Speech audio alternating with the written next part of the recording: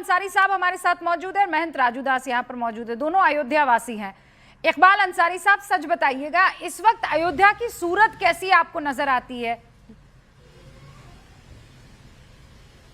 इकबाल साहब स्क्रीन पर लाइए प्लीज। अयोध्या नगरी तो बिल्कुल बदल चुकी है। कैसे? अयोध्या नगरी तो बिल्कुल बदल चुकी है। अयोध्या में एयरपोर्ट बन चुका है, अयोध्या में रेलवे स्टेशन बन चुका है, अयोध्या में रोड चौड़ी हो चुकी है, अयोध्या का सारा सुंदरीकरण हो चुका है। आज का दिन जो है वो पूरे दुनिया में जो है लोगों ने देख भी लिया कि पूरा मंदिर बन के तैयार हो गया है और आज झंडारोहण हो गया माननीय प्रधानमंत्री नरेंद्र मोदी जी के हाथों से। उनका भी सौभाग्य रहा कि अयोध्या में भगवान राम के मंदिर पर झंडा फहरा दिया। पूरे देश दुनिया के लोग जान गए और पूरे देश में आज खुशी की लहर भी है। हमको भी न्योता मिला था, हम भी गए थे। अच्छा, आप भी गए थे, पर आपको मन में ऐसा नहीं हुआ कि मैं तो मस्जिद का पक्ष रखने वाला हूँ, मुझे न्योता मिला, नहीं जाऊंगा, क्यों जाऊं? देखिए, हम हिंदुस्तान के हैं, हिंदुस्तान के मुसलमान हैं और कानून पे विश्वास करते हैं। जब सुप्रीम कोर्ट ने जो है 9 नवंबर 2019 को सुप्रीम कोर्ट ने फैसला किया, पूरे देश के मुसलमानों ने सम्मान किया, कहीं देश में एक पत्ता नहीं फैला। अब हमारा कोई जो है झगड़ा रह नहीं गया है। हम अयोध्या वासी हैं, मठ मंदिरों का सम्मान करते हैं, अयोध्या साधु संतों का सम्मान करते हैं। अगर हमें कोई बुलाता है, काम धर्म का है, अगर कोई बुला रहा तो हम जरूर जाएंगे। इकबाल साहब, एक और बात मैं जानना चाहती हूँ कि मंदिर बन के तैयार हो गया है, मस्जिद की इस वक्त क्या सूरत है? देखिए, सवाल है कि सुप्रीम कोर्ट ने 5 एकड़ जमीन दे दिया, सुन्नी सेंट्रल वक्फ बोर्ड को दिया है, उसके चेयरमैन जो है जफर फारूकी साहब हैं।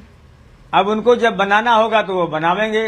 हिंदुस्तान का मुसलमान जो है, न वो मस्जिद पूछ रहा है, न वो जमीन पूछ रहा है, किसी को कोई एतराज नहीं है।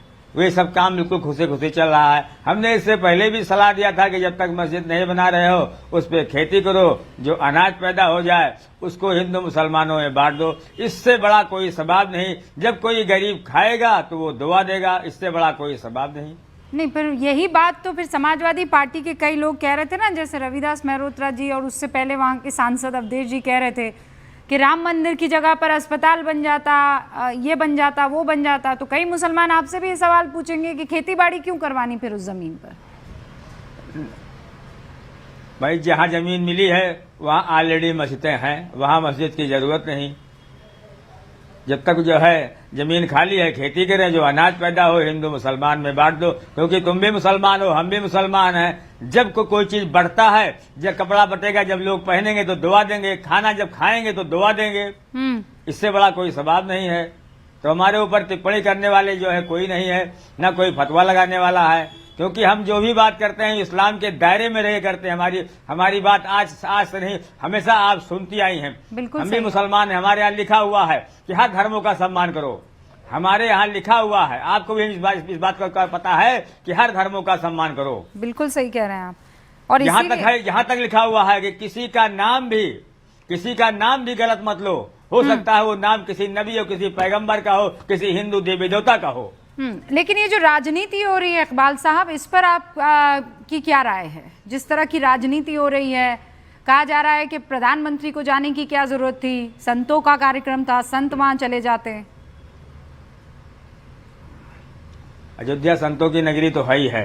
हाँ। माननीय प्रधानमंत्री जी का भी सौभाग्य है, वो उनको जो है दर्शन करने आए, झंडा फहरा दी, जो ने फहराए, अच्छी बात है, होना चाहिए। वो भी जो है धर्म से जुड़े हुए हैं, अपने अपने नियम धर्म से हर आदमी जुड़ा हुआ है, उनका विरोध नहीं करते। और ना जो लोग उनको मना करने वाले हैं हम उनका विरोध करते हैं, क्योंकि ये हिंदुस्तान है। देश में तरह तरह की चर्चाएं, तरह तरह की बात करने वाले हैं। हमारा तो यही इतना मकसद है कि देश में भाईचारा होनी चाहिए, सभी का सम्मान होना चाहिए। इकबाल साहब, आप देखिए ना, जो जितना अयोध्या से दूर है, मैंने तो एक चीज को, मैं तो आपको, मैं जब छोटी सी थी तब से आपसे बातचीत करते आ रही हूँ। आपके अब्बा से पहली मर्तबा जब मेरी चर्चा हुई थी तो मेरे ख्याल से वो दूसरा मेरा असाइनमेंट या तीसरा असाइनमेंट था इस इंडस्ट्री में।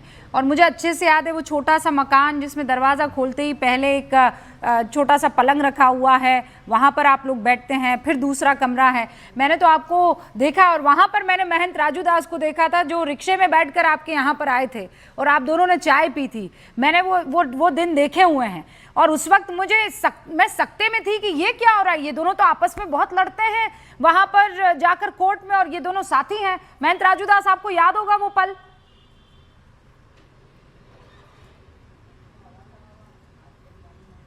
आपकी तो आवाज नहीं आ रही। आपको वही हाँ बोलिए आज भी जब आप देखेंगे इकबाल भैया के घर जब जाएंगे तो आज भी उनके यहाँ वही चीज आपको मिलेगा। वही एक आगे एक छोटा सा कमरा और एक पीछे छोटा सा कमरा, उसमें भैया बैठे रहते हैं और लगातार कभी भी नहीं, आपने सुना अभी इनको, अभी इन्होंने बताया कि मुझको भी निमंत्रण मिला और मैं भी गया था राम मंदिर में, हमको कोई तकलीफ नहीं, हमको कोई दिक्कत नहीं है। इनसे सीख उन लोगों को लेना चाहिए जो देश के कतिपय ऐसे मुसलमान हैं जो हिंदू और मुसलमान, हिंदू और मुसलमान, हिंदू और मुसलमान, मंदिर मस्जिद, मंदिर मस्जिद, मंदिर मंदिर। अरे ये मंदिर मस्जिद की लड़ाई नहीं थी। ये अयोध्या में जैसे इकबाल भैया ने कहा ना कि कितने मंदिर है, कितने मस्जिद हैं अयोध्या में, लाखों हजारों मंदिर है और सैकड़ों मस्जिद है। मंदिर मस्जिद की बात ही नहीं था, ये जन्मभूमि का विषय था। और जन्मभूमि की लड़ाई में कोर्ट ने, साक्ष्य ने, एविडेंस ने, प्रमाण ने बताया है कि राम जन्मभूमि अयोध्या, राम की जन्मभूमि, और सहज स्वीकार किया सब लोगों ने। एक ही साथ हम लोग बैठते हैं, कभी कोई बात, कभी कोई विवाद नहीं होता है। आप तो कई बार हमारे साथी इकबाल जी के घर पे गए हो, कई बार आप मिले हो, कभी आपको देखने को मिला अयोध्या में 26-27 मस्जिद है, सभी मस्जिदों पे लाउड स्पीकर लगे हैं। यहाँ के मुसलमान हंसी खुशी भंडारा में रहते हैं और हम इनके यहाँ जाते हैं, साथ में रहते हैं, कभी कोई दुराव नहीं, कभी कोई भेद नहीं, कभी कोई बात नहीं, कभी कोई विवाद नहीं। कभी एक घटना आप बता दो, इकबाल भाई बैठे हुए, कभी कोई बता दो कोई साधु ने किसी मुस्लिम की दाढ़ी पकड़ी हो, कभी कहीं कोई बात नहीं आती। लेकिन समझ में ये नहीं आता कि इस प्रकार से एक अनर्गल वार्तालाप छेड़कर, अभी मैं देख रहा हूं समाजवादी पार्टी के लोग को मुंह उतरा हुआ है, जैसे लग रहा है उनके मुंह पे कितने जूते पड़ गए हो, क्या समस्या उनको घट गई हो। कहने का मतलब है इकबाल भाई जैसे लोग जब वहां पर आते हैं, और ये छोड़िए यूसुफ आरा मशीन, अरे नहीं बहन जी, नहीं ये तो गलत हो जाएगा बहन जी, बस हाँ, लेकिन ऐसा नहीं है, थोड़ी सी नहीं, अरे भाई मैं बस, राजकुमार भाटी जी ने तो सबसे पहले बधाई दी है महंत राजू दास जी, ये तो फैक्चुअली गलत हो जाएगा। सबसे पहले उन्होंने आकर बधाई दी है कि मैं सबको बधाई देना चाहता हूँ, मैं बहुत प्रसन्न हूँ, मैं बहुत खुश हूँ, समाजवादी पार्टी ने बहुत कमेंट किया, उन्होंने बधाई नहीं दिया। बधाई दिए होते तो उनका भाव दूसरा होता। यूसुफ आराम सीन, आपको जानकारी होनी चाहिए। चलिए, इकबाल भाई तो बाबरी मस्जिद के पक्षकार थे, राम जन्मभूमि के मुख्य द्वार के जस्ट बगल में यूसुफ आराम सीन है, वो भी आए थे निमंत्रण में, वो भी साथ में थे, वो भी कभी कभी किसी को कोई इतराज नहीं हुई। कहने का भाव है भगवान राम सबके हैं मर्यादा पुरुषोत्तम। आज हर व्यक्ति को खुशी है कि इतने वर्षों के त्याग, तपस्या, संघर्ष के बाद लाखों राम भक्तों ने जो प्राणों की आहुति दिया, आज वहां पर केसरिया ध्वज का मतलब होता शांति, केसरिया ध्वज का मतलब होता अमन, केसरिया ध्वज का मतलब होता समन्वय, एकता, भाईचारा, जिसका प्रणाम आप पूछ लीजिए ना। इकबाल भाई थे, यूसुफ मारा मशीन वाले, कई मुसलमान भाई थे, कोई दिक्कत नहीं।